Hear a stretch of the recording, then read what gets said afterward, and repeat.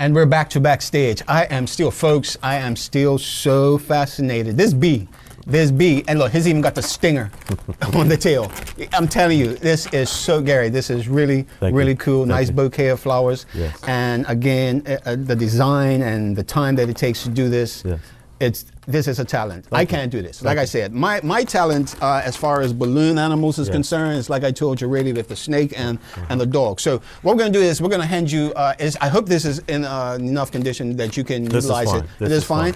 I want you to this is the before, this is the after. So we're going to go right ahead. We want to see what it takes to make this balloon animal. There's a couple of twists there. And I'm timing you. So far, that's 10 seconds. Well, I'm going slow so that we can actually keep up the camera speed. So.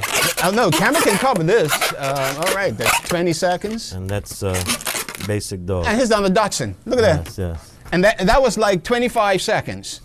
And he's got ears, the tail, Dachshund, poodle. Wow. So imagine, as you can see, the difference between the 260 and the right, and the thickness of the balloon, impact and on this is wow. And I said I can do the doggy thing. Sure. You know, I'm not, but you know, but this is fantastic. All right, so you're doing the balloon animals, you're doing the magic. Where do you see this taking you? Do you see it bigger and better from this? Yes, I would like to get into a restaurant or perhaps a hotel and display my craft. I feel that we have a lot of local talent here on the island that is yet to be discovered, yet to be seen. And so the reaction of doing balloon twisting for people, not only for kids, but for adults as well, it attracts people one time. The minute I start inflating a balloon, people are drawn to it. Because they want to see what's going to become of it. Exactly. That's what I'm saying about this bee. Because I've seen your work. Because we've done some things together. We've done Easter parties together for a company here in Bermuda, where 1 year you were the Mad Hatter, I was the Brer Rabbit. That's correct. And then another year I was the Easter Bunny, and you were the Mad Hatter again. Whole different story. That's right. But you were doing the animals and the balloons. And again, he mentioned the teddy bear. I was fascinated by that as well. That it's a talent to the art and the. Because I tell you why, what brought me to mind, again, I was in Boston recently, and Mr. Slick actually was up there as well.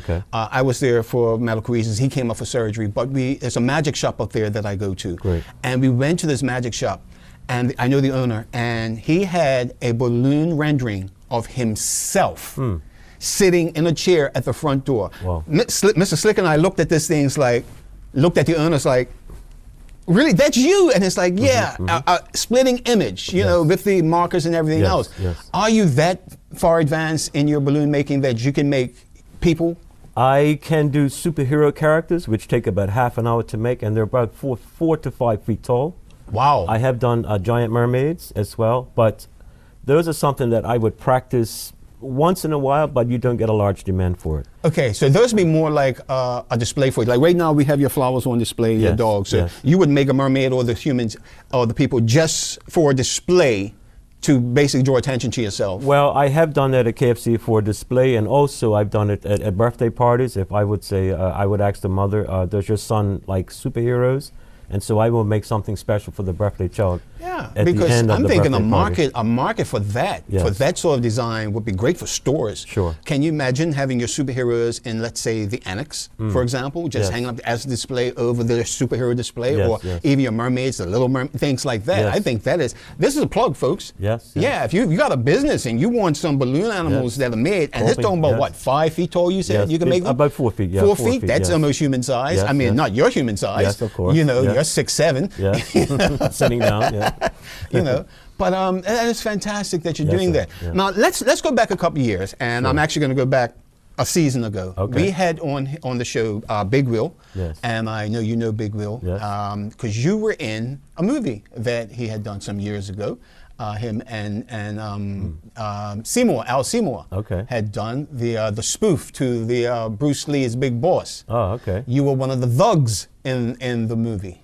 I have no idea about this. Yes, serious? You don't remember yourself being filmed? No. Gary, I saw you in the movie. I have to see it. I have not seen it. Okay, folks. I practice a lot. So so you haven't? I haven't seen it. I have no idea what you're talking about. I don't believe this. Yeah. Because we mentioned your name. Okay, we'll get this footage for you eventually and show you all of this. Okay. You know, egg on my face. You know, fried egg at that. Okay. No, well, no, you were in the movie. Okay. I know. I'm sure you don't remember it now, but you were there. You were one of the thugs that you know was in that. But in saying that about the movies and anything else, can you see your style of magic and your style of balloon making on film? On film. Yeah. Yes. Yeah. I actually had a friend of mine, Mr. Dana Bean. He actually done some filming for me. I wanted to see some of my close-up routines so that I could just criticize myself. So he actually done a small, about 20 minutes of filming for me. He done it on his phone. I was amazed at how it turned out. Right. So he's open to filming me again if I choose to. Yes. Okay. Yes. Okay. Yes. All right. Yeah, because there are things that'll be coming up later on in the year and in the season for Magic and for yourself. Yes. So you're still at KFC every Saturday. Yes. All right. Anywhere else are you going? I mean, I know you're doing birthday parties. Yes. You know, Yes. I mean, we're going to do a plug for you right now. Is there a contact number that people can contact you? You can contact me on 537-6210. I also work at the Botanical Gardens during the week, so I can be contacted there as well. Okay, great. Because I think, like you said, it's impertinent that local entertainers get a chance and get a shot at being out there in the public. Sure. You know, hotels, like you said, restaurants, you know, and just different events. Yes. You know, I mean, you think about this, weddings, for example. Yes. You know, you go to weddings and people have got the black balloons, a girl, you know, and they're just blowing up helium balloons just there, you know, on that little weighted thing. Yes. Can you imagine walking into a wedding reception and having, if you can do, I'm going to put you on the spot. Okay. A bride and a groom balloon design. You know, you think you could possibly handle something like that? Basically, you know, white, black, you know, you know. I would have to work on those because my forte is basically animals and flower designs. Yeah. When I first started doing balloon twisting, I got into making hats.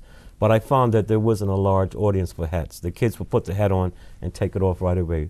So I decided to get into the animals and the flowers, and that is very popular. I probably made like 10,000 flowers in the last 4 or 5 years. So flowers are always a big hit with the kids. The girls like a pink flower, the boys love a sword, and they're happy with that. Yeah, I'm seeing that. Yeah, Yes. and they definitely run around and they have a great time with those, for sure. Yes. All right, we'll be back right after this with more with Gary Robinson, balloon extraordinaire, and find out what's going on with him even more so and where his talent is going to take him. We'll be back right after this.